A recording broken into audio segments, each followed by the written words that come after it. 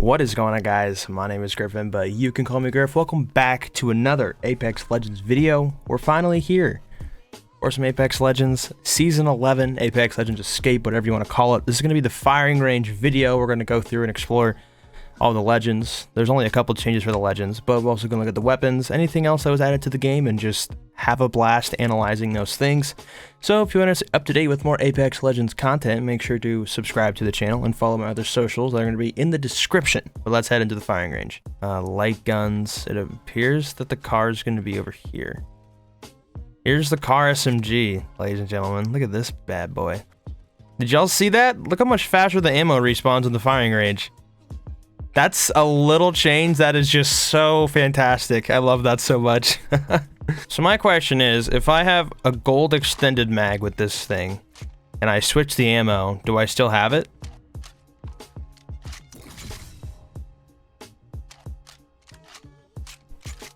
So if you get a gold mag that's either, or if you get any mag, if you get any size magazine that is whatever rarity, it works for both ammo types. That's awesome. Also, they buff the dummies.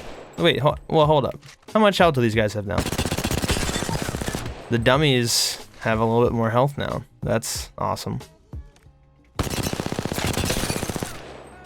This reminds me of a flatline, but in SMG form.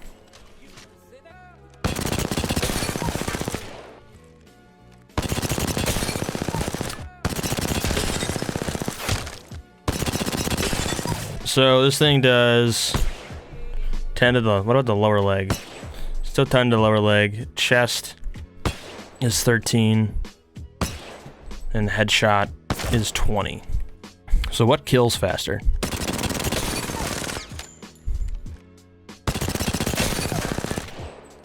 That feels too close to tell.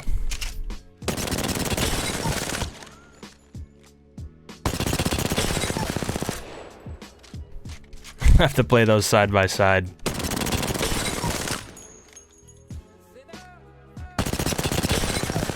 I feel like the R9 slightly beats it out.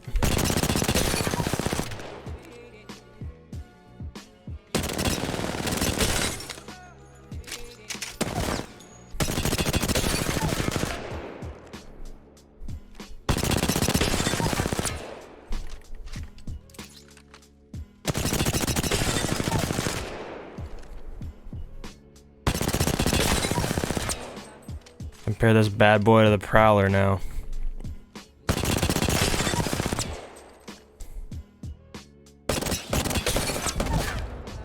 The Prowler's still king if you hit all your shots, but...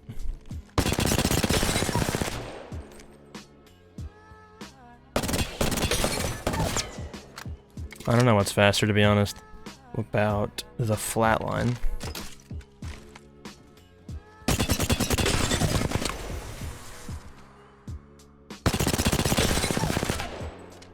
So flatline's still faster because it does more damage, I think.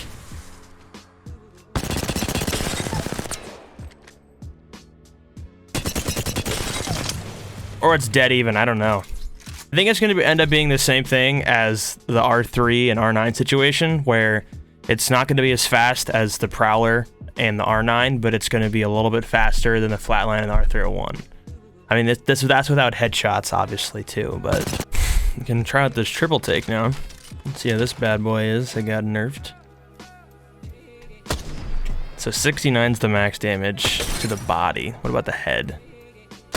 92. I'm pretty sure it was over 100 for max headshot. 138. Huh. So did they change the headshot damage? I mean, a 138 charge to the head's no joke, dude.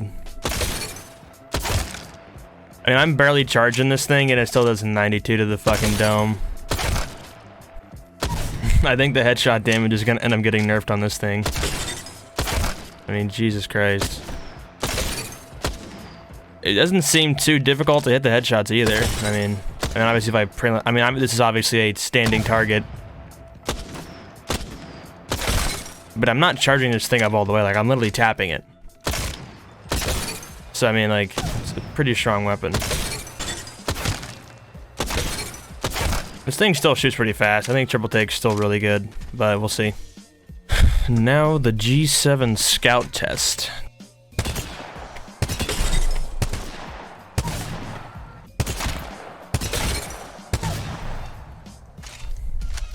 You can two-shot somebody if you get a right double tap. This thing's disgusting. I want to see the bullet drop if it's any worse or if it's the exact same. Oof, my lord.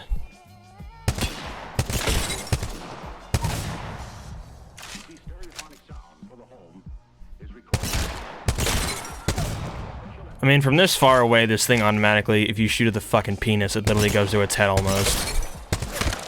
So if you start at their belly button, it shoots up to the head. Like, watch. It's a pretty girthy amount of damage. There's not a lot of ammo in this thing. Let's do single fire.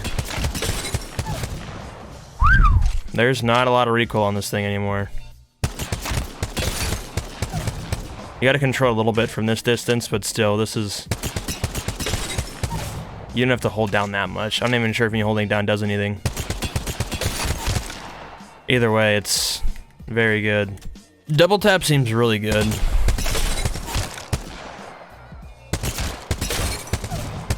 I mean, at like 50 meters, how far was this guy? This guy is 58 meters away. If you shoot at like his belly button, it goes right to the head the second shot. About. I mean, you gotta line it up. I mean, obviously not moving target, so there's that. But, I mean, I think this thing's really good. It's obviously a care package weapon, so that might be a stupid thing to say, but, you know. I thought it was going to be underwhelming, but we'll see how this plays versus actual players, but first impressions, this thing is pretty good. Now you gotta test the PK versus the good old EVA 8.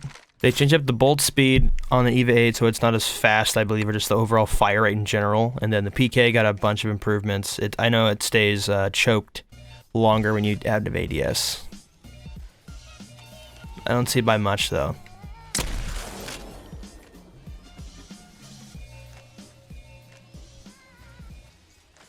You got like maybe a split second where it's still full circle when you peek out now.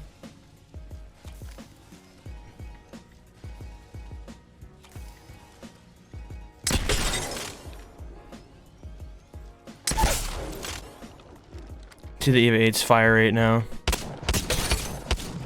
That's with Purple Bolt. It definitely feels a tick slower. Maybe I'm wrong on that, but just Purple Bolt. I mean, they slightly reduce it, but I feel like I can actually tell.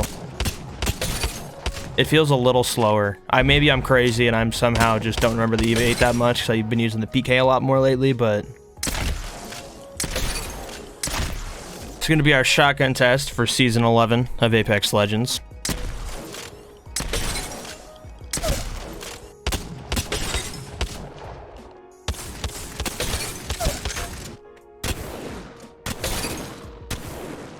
The dual shell hop-up got added this season, and it's pretty cool. It just reloads your shells 2 at a time instead of 1. So I'm only have to reload once here to get my full 6 bullets back, or shells back in the shotgun.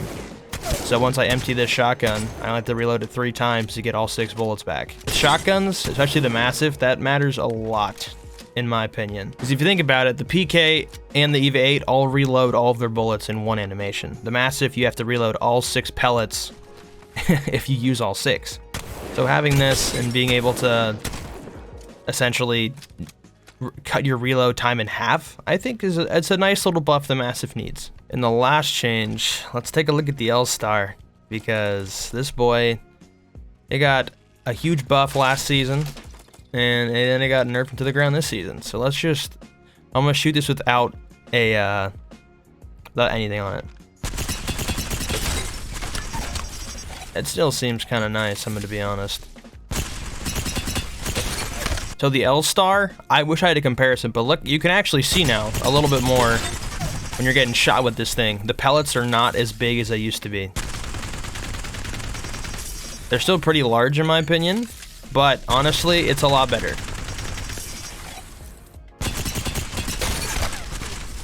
This thing still seems pretty good to me. Yet again, I'm also shooting dummies in a firing range, so take this with a grain of salt. I don't know, man. I think it's a pretty solid change here. L-Star does not seem that bad, if I'm going to be honest with you.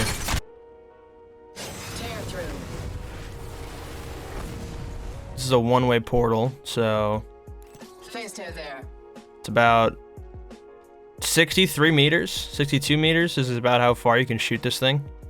But the one thing about this, like, I mean, imagine just fucking, oh yep, need high ground, boom. Like, I mean, it just seems really easy.